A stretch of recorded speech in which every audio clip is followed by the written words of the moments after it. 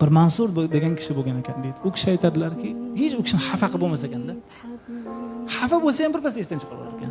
Bir kishi qo'yinni og'ritib qo'ysa, borsa oldiga, birodar, uzr, boyash qo'yingizni og'ritib qo'ydik, xafa qildi desa, agar o'tgan ish eslanmaydi deb qo'yar ekan.